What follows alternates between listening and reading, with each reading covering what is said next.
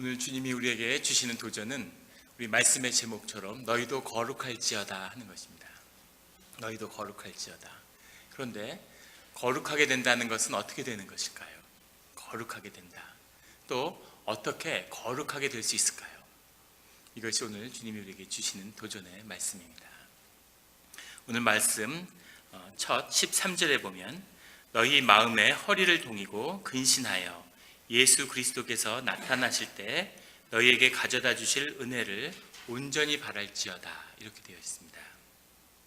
너희 마음의 허리를 동이고, 허리를 동인다고 하는 것은 옷을 딱 입고 나갈 준비를 하고 있으라고 하는 거죠. 근데 마음의 허리를 동이라는 건 너희 심령 가운데 예수 그리스도를 영접할 준비를, 주님을 맞이할 준비를 딱 된 상태로 그렇게 주님을 기다리고 있어라 하는 겁니다. 마지막에 은혜를 온전히 바랄지어다. 전심으로 오직 주님의 은혜만을, 은혜가 있기를 마음의 허리를 동이고 기다리라고 하는 것이죠. 이것이 주님과 동행하는 우리의 자세일 겁니다.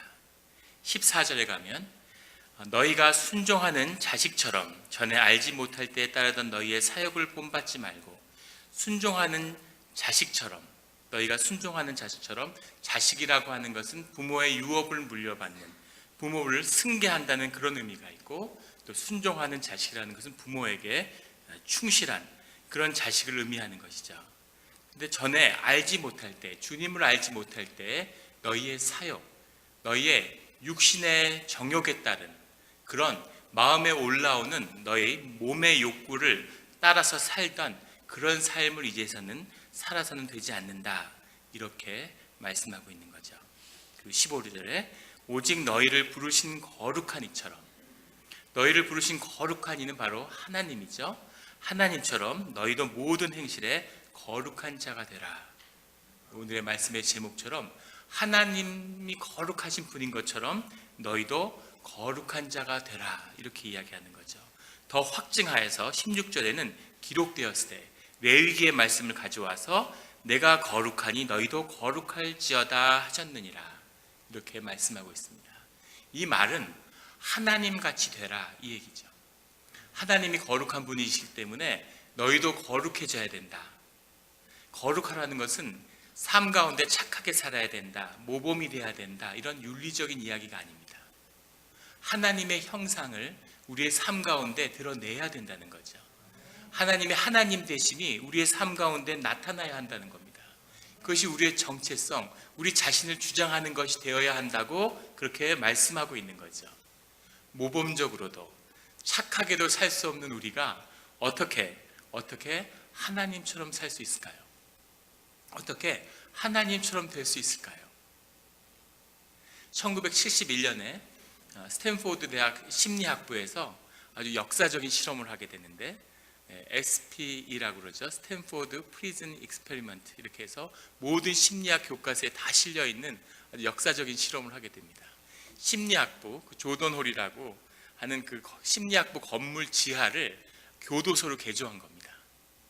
근데 지금 가보면 그걸 다시 그냥 학생들 이렇게 스튜던트 라운지 같은 걸로 바꿔놨던데, 이제 거길 교도소로 개조해가지고 거기에 학생들을 데려다가 두 그룹으로 나눠서 실험을 한 거예요. 무슨 실험을 했냐면, 반 학생들의 절반은 재소자로 만들어서 거기다가 감옥에 가둬놓고, 그리고 학생들의 절반은 간수가 돼서 그 학생들을 실제 감옥에 가둔 것처럼 감독하는 겁니다. 그래서 그 실험을 일주일을 진행한 거예요. 일주일을 진행하는데 학생들이 간수의 역할을 맡고 재소자의 역할을 맡은 거죠. 다만 역할 놀이를 할 뿐이었습니다.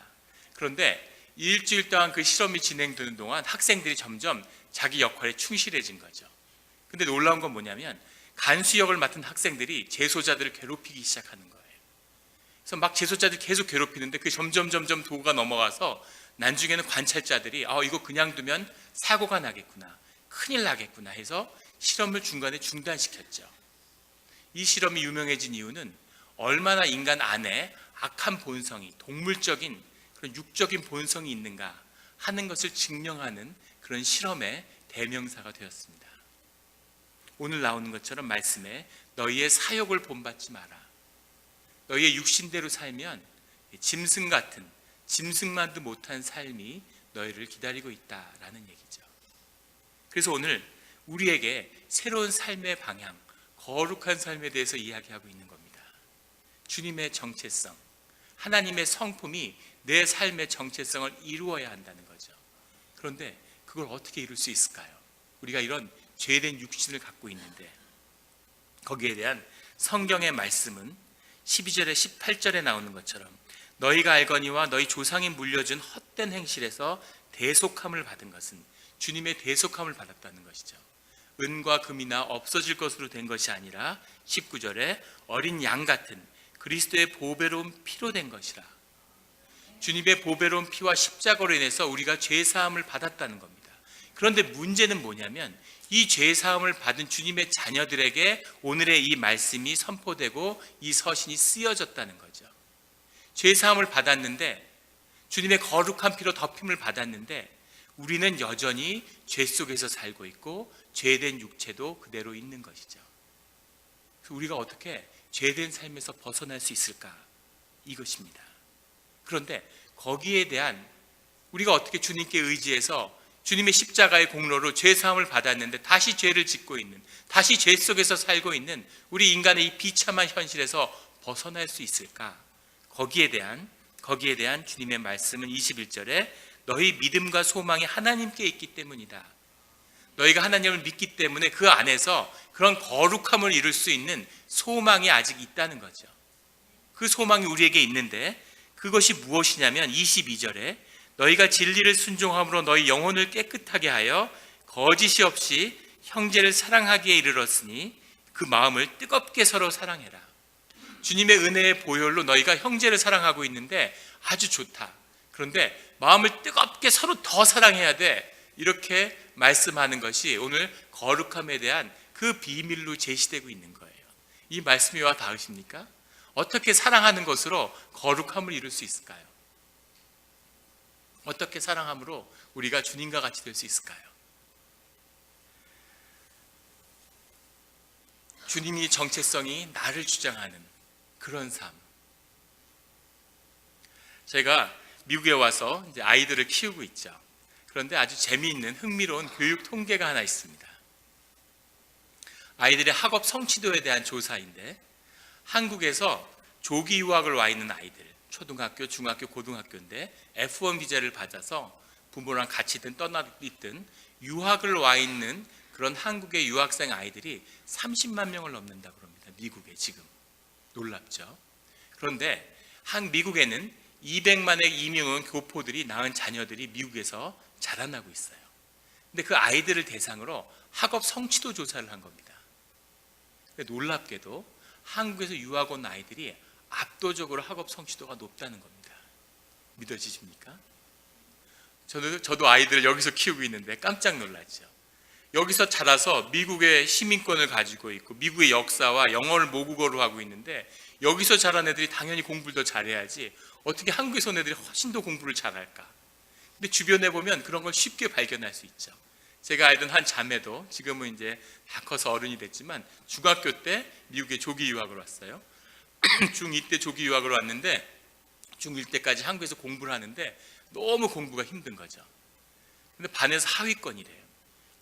쉬는 날은 하루에 12시간씩 학원에서 공부를 하는데도 따라갈 수가 없더랍니다. 부모가 보고 넌 안 되겠다. 넌 좋은 대학 가기 텄구나. 미국으로 가라. 그래서 미국에 유학을 오게 됐다는 거예요. 한국에서는 제일 못하는 과목이 수학이었는데 미국에 오니까 수학 영재가 된 거죠. 그래서 수학 영재반에 들어가고 매스팀에 들어가서 이제 전국을 다니면서 수학 경시대회를 다니는 거예요. 선생님은 수학을 전공하라고 그러고 정체성에 혼란이 온 거죠. 나는 바본가 영재인가? 어떤 일인가 이렇게. 어떻게 이런 일이 일어날 수 있을까? 미국 아이들보다 아시아계 아이들이 평균 10살만 돼도 2년 정도 더 수학 능력이 앞서 있답니다. 아시아계들, 일본, 중국, 한국, 대만 이런 학생들이 왜 그렇게 우수한가에 대한 수많은 연구 논문들이 미국에 있습니다. 교육학계에. 그런데 그 중에서도 한국 아이들인데 그 한국 아이들이 왜 미국으로 조기 유학 온 학생들보다도 학업 성취도가 떨어지는 걸까? 정말 신기한 일이죠. 그런데 그 문제의 이면에는 정체성의 위기라는 것이 들어있다고 그래요.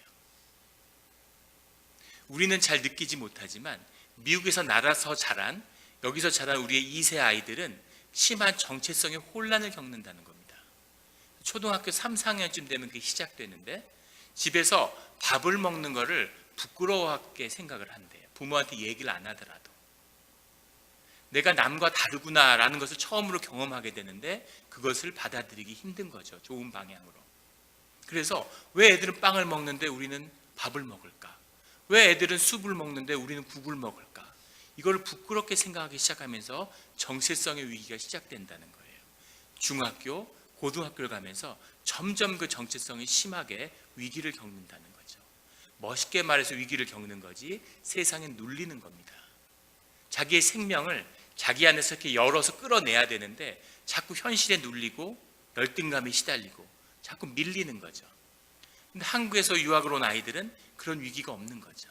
자기의 목표가 뚜렷하고 정체성이 분명하기 때문에 그 정체성의 위기를 청소년기에 비껴간다는 거죠. 이것처럼 정체성이라고 하는 것은 우리에게 아주 중요한 주제입니다. 제가 이제 와서 석 달이 되어 가는데 우리 사순절이 지나서 이제 신방을 시작했습니다. 물론 그전에도 안 한 건 아니지만 굉장히 이제 자제하고 조심하다가 이제 교인들을 만나는데 만나는 교인들마다 말씀을 들어보면 그 가운데 가장 많은 이야기가 상처라는 단어입니다. 상처받았다. 상처받았다. 서운하다. 그 다음에 무시당했다. 이런 이야기들이 제일 많은 것 같아요. 무시당했기 때문에 서운하고 상처가 있는 거겠죠. 왜 그렇게 무시를 많이 당할까, 이민자들이? 특별히 더 무시당하는 경험이 많았던 걸까요? 그럴 수 있을지 모르죠.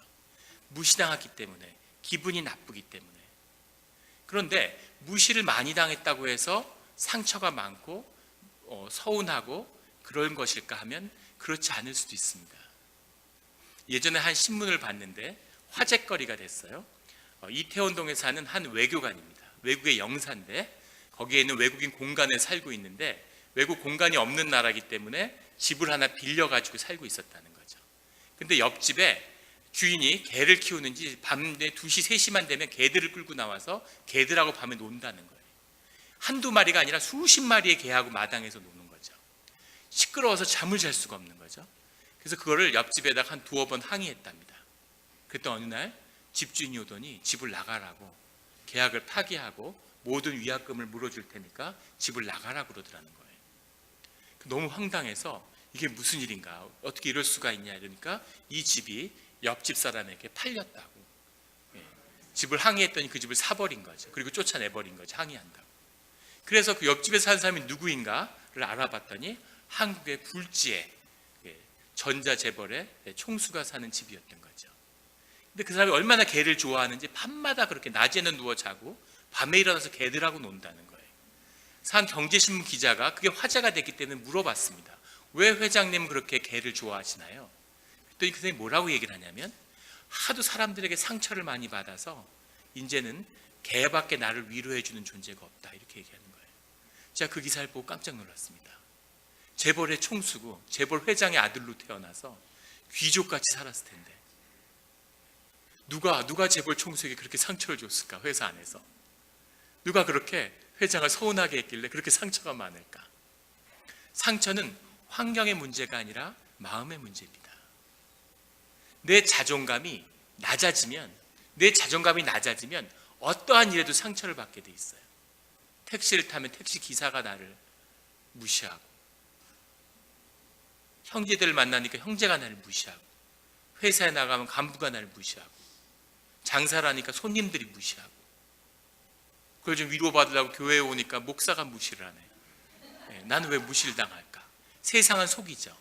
네가 돈이 없어서 그래. 네가 가방줄이 짧아서 그래.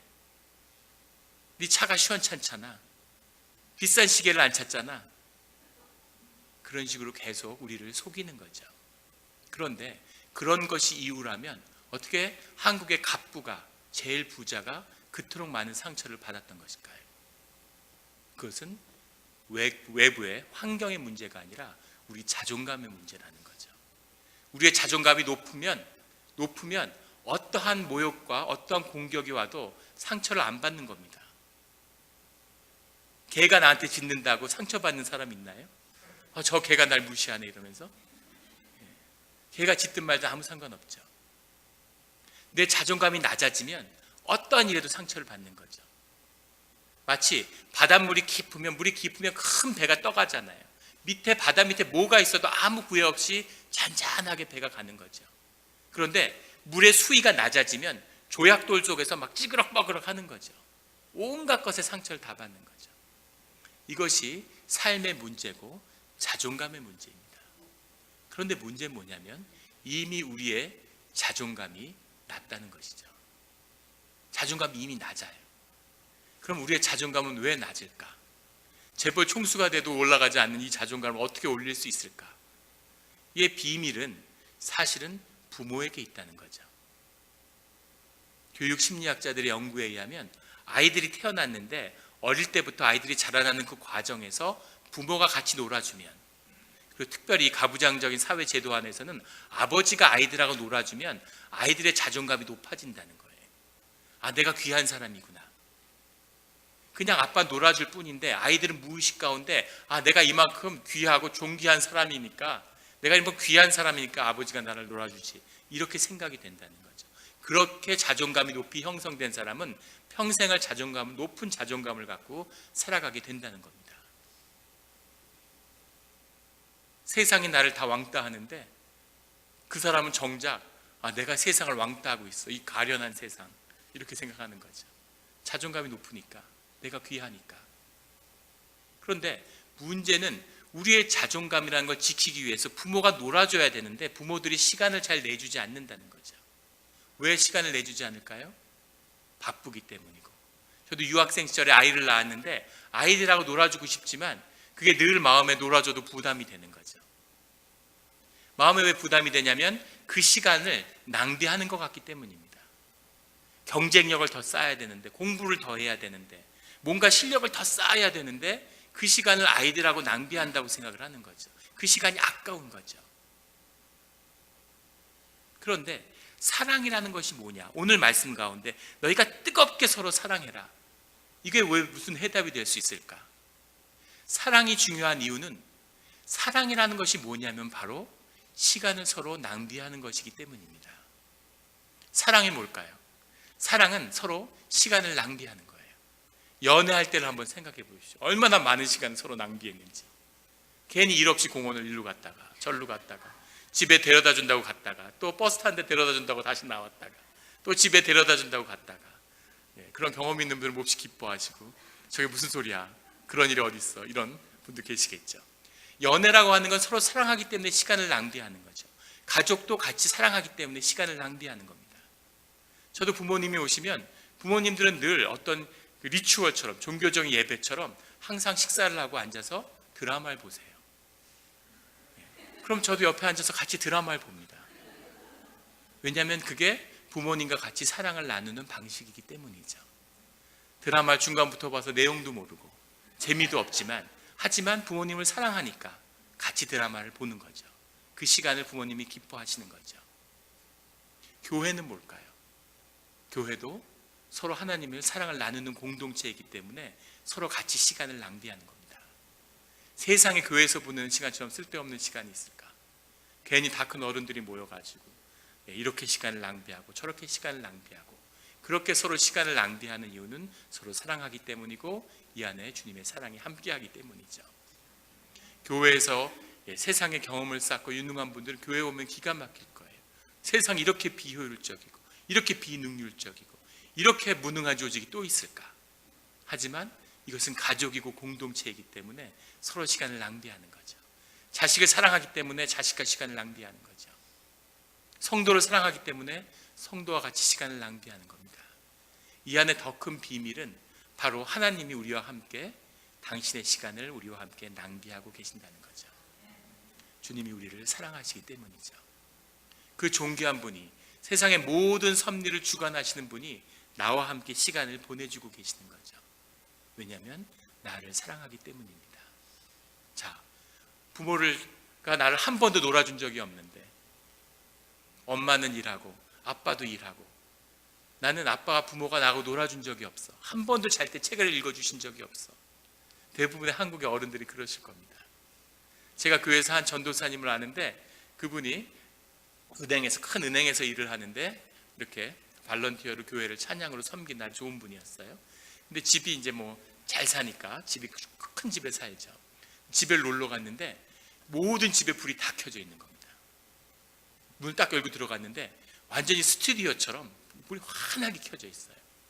그렇게 하루 종일 24시간 1년 내내 불을 켜놓는다는 거예요. 전기값이 만만치 않을 텐데 왜 이렇게 전기를 이런 식으로 쓰냐고. 그 무슨 얘기를 하냐면, 처음에 LA로 이민을 왔는데 아버지 어머니가 너무 일이 바쁘셨다는 거죠. 항상 밖에 나가 있고 자기하고 동생을 그냥 집에 뒀대요. 근데 혹시 동네에서 문제되거나 경찰이 오거나 그럴까봐 절대로 집 밖에 나가면 안 된다, 집 안에 있으라고 했다는 거죠. 큰 집 안에서 동생하고 있는데 밤이 되면 그렇게 무서웠다는 거예요. 그 어둠의 공포. 이불을 뒤집어 쓰고 바들바들 떨었던 그게 트라우마가 된 거죠. 어둠이 오면 다시 그 시절로 돌아가는 것 같은, 너무너무 힘들다는 거예요. 그래서 집안의 불을 환하게 켜놓는다는 겁니다. 그게 우리 자신의 모습이겠죠. 이미 시간 지나서 어른이 됐는데 우리가 어떻게 자존감을, 이미 낮아진 자존감이 낮아질 대로 낮아져 있는데, 거기다 미국 이민 와가지고 소수인종이라고 맨날 치이고 영어도 안 되고 관계 한계도 있고 계속 치였는데, 이 낮아질 대로 낮아진 자존감을 이제 와서 어떻게 높일 수 있을까요? 어떻게 우리가 지금 와서 자존감을 높일 수 있을까요? 우리에게 자존감을 높이는 단 하나의 길은, 유일한 길은 하나님과 노는 것입니다. 하나님이 우리와 놀아주시는 그 시간 속에서 하나님하고 같이 노는 거죠.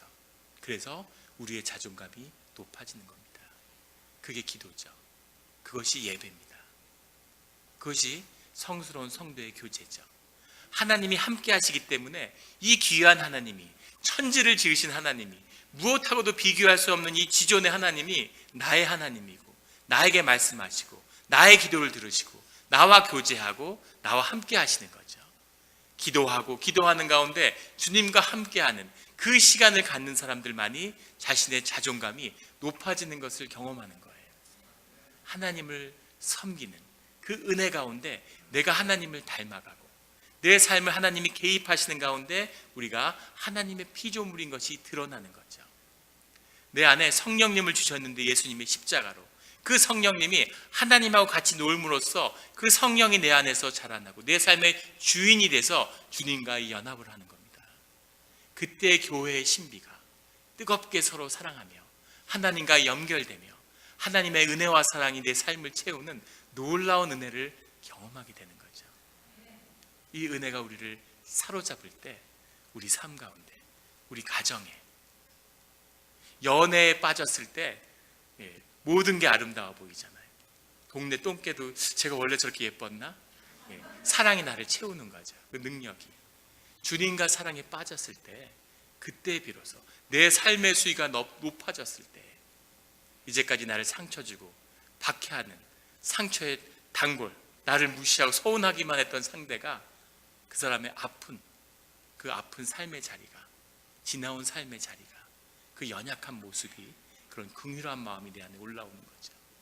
그렇게 성도가 연결되고 주님의 사랑을 그 그릇 안에 담는 것입니다.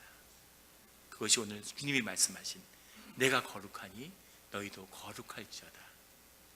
너희도 거룩할지어다. 우리 모두 주를 닮아서 주 안에서 거룩한 사람들이 되기를, 거룩한 주님의 자녀가 되기를 예수 그리스도의 이름으로 축원합니다.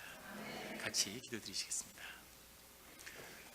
하나님 아버지, 감사합니다. 우리 마음속에 늘 서운함이 있고 많은 상처를 받았고 우리가 그것 때문에 많이 지쳐 있습니다.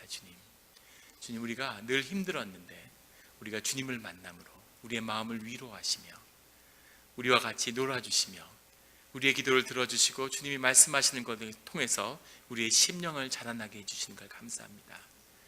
우리의 영이 자라서 우리의 삶의 테두리를 넘어가고 우리의 교회를 채우며 성도의 교제가 교회를 온전히 세워서 세상 가운데 주님의 사랑이 홍수같이 그렇게 흘러가는 그런 일들을 보게 하여 주시옵소서.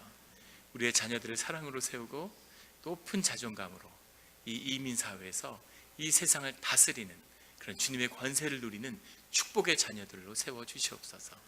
감사드리며 예수 그리스도의 이름으로 기도드렸습니다. 아멘.